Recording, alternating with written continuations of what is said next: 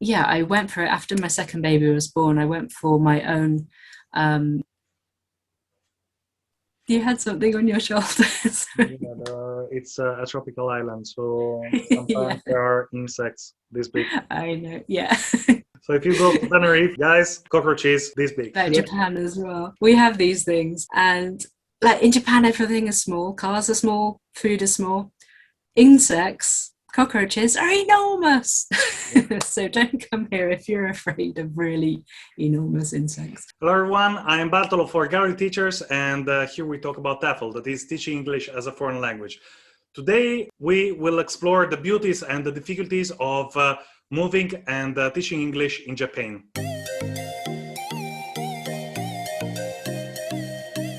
Our very special guest for today is Abigail Fulbrook of English with Abigail. She moved to Japan and now she teaches English over there. I'm very excited to have you as a guest. Abigail, thank you very much for having accepted our invitation. Thank you for having me. It's good to be here. So you're in Japan at the moment, right? That's right. Yes, I am. What's the time in right now? Actually, it is 10:15 in the morning. A bit And different to you. and it's 2:15 here. And I want to show also my dog sleeping, and it's night over there. So this is one of the challenges of working there. Japan is a beautiful country. I'm a big fan of Japan, but there are some difficulties, and I really wanted to have this interview with you because I'm interested in the beauties of working in Japan, but also the difficulties that you are facing. Gallery Teachers is running a study about teaching English all over the world. It's a massive study. And I would like to start with that survey. So we are collecting opinions and experiences from people all over the world. And actually, this is also for you guys that are watching us. If you are currently teaching and you want to take this survey to help us, we would like to offer you a free 1-month membership with Gallery Teachers as a thank you. The link is in the description. What's the best time to go to Japan? So the school year starts in April, a bit different to the rest of the world. So a lot of teachers come here in April, but that means it's not only the school year, it's the working year. Literally everything, not just the schools, but people's jobs change in April. New staff, at the supermarkets, everything's a bit slower because the new staff are checking out. Businesses run a little bit slower, I think, in April because everything changes. In a way, it's a good time to come because you're at the start of the school year. So there's a long summer holiday, July and August, and then school starts again in September. It's kind of a calmer time to come. I came here in September. The kids' timetables has settled down. Everyone knows where they're going, what they're doing. So it's maybe easier to come in September, actually. Most schools are starting in April. You'd be looking at, I guess, autumn, October, November applying in order to get the visa to be ready to start in April. So how long have you been in Japan for? 8.5 years now. So you are kind of Japanese now. Yeah, it looks like. You speak Japanese, by the way. Oh, dear, I speak very bad Japanese. Which area or part of the country offers best job opportunities? Definitely Tokyo has the most jobs. The standard of living, often teachers are on dispatch, so they have to go to a different place every day, even twice a day. Whereas if you're in the countryside or another city, you might just be in one school. And it kind of depends if you want a busy life or you prefer the slower pace in the countryside. I'm a city girl. Do you feel there are enough job opportunities for non-native English speakers? There is a lot of discrimination, I'm afraid, against non-native speakers. Some adverts do still say native speakers only. That said, I do know there are quite a few non-native speakers who work here. It depends, really. 98% of the population in Japan is native Japanese or ethnic Japanese. So if you've got a different color skin, you do stand out. And that means there is discrimination, and that takes various forms. And Usually none of it is verbal or aggressive. It's what you call microaggressions. And one thing is people look very surprised. If you turn up somewhere and you're a foreigner and they're all surprised to see you. What qualifications are required in order to get a TEFL job in Japan? At least a degree, usually. If you want to work in a language school, you'll need a degree to get the visa. There's a lot of university teaching here as well, and in that case you'll need a higher postgrad qualification and publications as well.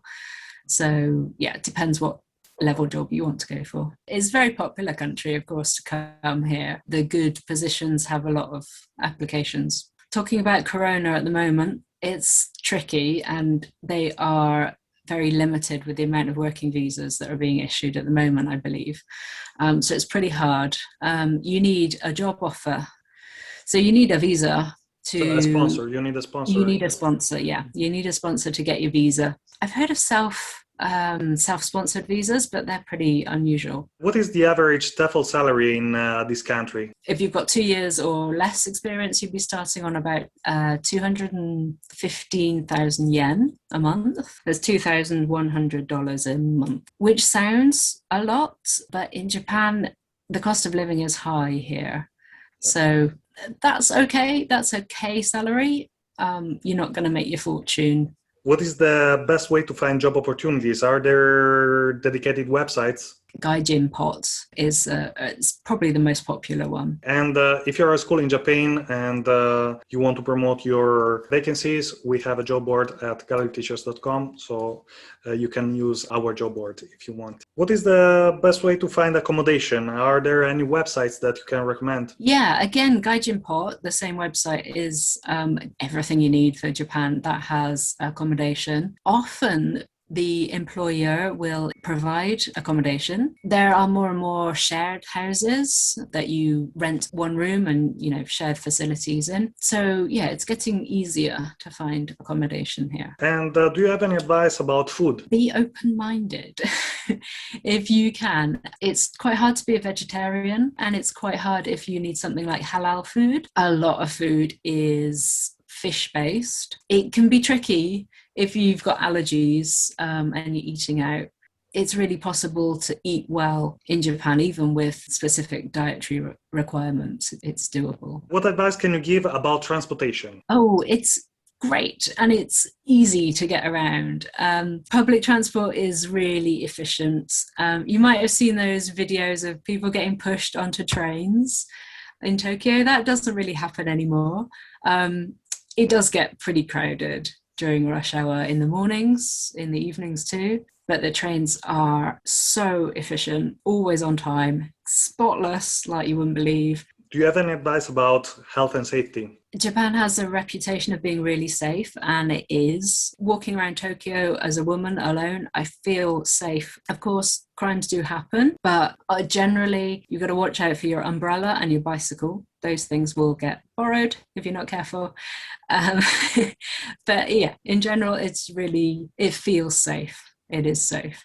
The worst thing you've got to be prepared for is earthquakes, tsunamis, volcanoes, and other natural disasters like that. And monsters coming from the oceans and robots. Yeah, the robot attack. Do you have any advice on things to avoid? There's quite a lot of things. It depends where in the world you're coming from. If you're not from Asia, maybe you're not used to taking off your shoes. In Japan, you have to take off your shoes everywhere you go. Certainly, if you enter anyone's house, take your shoes off. If you're going to a temple, if you go inside the temple, you're taking your shoes off there. But even things like some restaurants, in some places in restaurants, you need to take off your shoes. Anytime you see a carpet, check if there's usually a sign to say take off your shoes. If you see a carpet or if you see the tatami, straw mats, take off your shoes. So do you use special shoes? Because it must be difficult all the time, put on and off the shoes. Yeah, and especially if you're traveling around and you've got hiking boots on or something, and you get to a shrine, I have to take my boots off and put them back on. Then you walk to the next shrine. Oh, I have to take my boots off, put them back on. So yeah, I tend to wear slip-on shoes now. There's a lot of shoes here. You have a little zip on the side, so easy access to your shoes. Do you have any places or favorite cities that you recommend to visit while in Japan? Oh, so many. One of my favorite places was Hida Takayama, which is actually a little town in the mountains, and it's quite traditional buildings and still businesses like a miso soup shop and paper craft shop. Do you have anything else you want to say about Japan? Because this is the last question of our survey. I've worked with a lot of teachers over the years, and you either fall into one of two camps: people who really love Japan and they get it and they just want to stay here forever and do everything. And there's the people who don't really get it and they feel uncomfortable a lot of the time. And I've tried to work out what it is, what makes the difference, and I still don't know. I think a lot of it has to do with food, because if you're not comfortable, obviously if you're not comfortable eating Japanese food, it's going to be difficult to live here. I think as part of, any culture, food is such a big part of Japanese culture. It's tricky to live here unless you can adapt to the food. That was the last question of our survey. So if you want to help us with the survey, you find the link in the description, and we will send you a free 1-month membership with Gary Teachers as a thank you. Now we can relax and talk. Do you have any British friends in Japan? Yes, I do. I originally came here because of a British woman. So my first job was working in a school that had been started by a British woman and her Japanese husband. Are there any British pubs or Irish pubs? Because I'm in Tenerife at the moment, Spain, and British people hang up together. They find each other and they build pubs in order to... Yeah. There's a few sort of genuine British pubs in Tokyo. I can think of a couple, but there's also a theme bar, a British theme bar called The Hub, which is it's got sort of Japanese fish and chips and stuff. So it's quite easy to find British things if you really want to. And what about your relationship with Japanese people? Yeah, because of the language barrier, it's a bit more tricky to make friends. In the same way that British people are reserved, Japanese people can seem quite cold and hard to get to know. And I think that's why some people suffer when they come here, because people are not friendly. They won't invite you over to their homes. They won't say, let's go out for a drink that easily. In general, it can be quite hard to sort of break that shell. How do you keep your relationship with your family and friends in UK? Because it's 10 in Japan, it's 2 in the morning in UK, let's say. It's tricky. So evenings in Japan are mornings in the UK. Yeah, that's a better time for catching up. I find myself doing strange midnight calls to some people, or getting up 6 o'clock in the morning sort of thing. Yeah, it can be tricky with the time difference. And what about webinars? For example, Gary Teachers holds webinars twice a week at 3 in UK. That I don't know what's the time in Japan, but I guess it's in the middle of the night. Yeah, so we're always the ones saying, will there be a replay? Because I'm on the other side of the world. So yeah, we really rely on replays for webinars. So if anyone's planning on doing webinars, just please have a replay, because we need them. Yeah, this is something very important. You started a business in Japan. I was chatting with someone who just finished our TEFL course and said, okay, now I'm excited, but at the same time, I don't know where to start. And she's based in UK. And in my experience, UK is one of the easiest places to start a business. And I can't imagine a place where you don't speak the language. Luckily, my husband's Japanese, so he's been really helpful. And yeah, it does depend on your tax income, how much tax you have to pay, which is good at the start of your business because you're paying very little, because you're earning very little. I mean, same in every country. Registering as a business was pretty easy. It took some paperwork, and you do need someone who's fluent reading Japanese to be able to fill it all in. People at City Hall are really helpful with those kind of things. So do they speak English? Not a lot, no.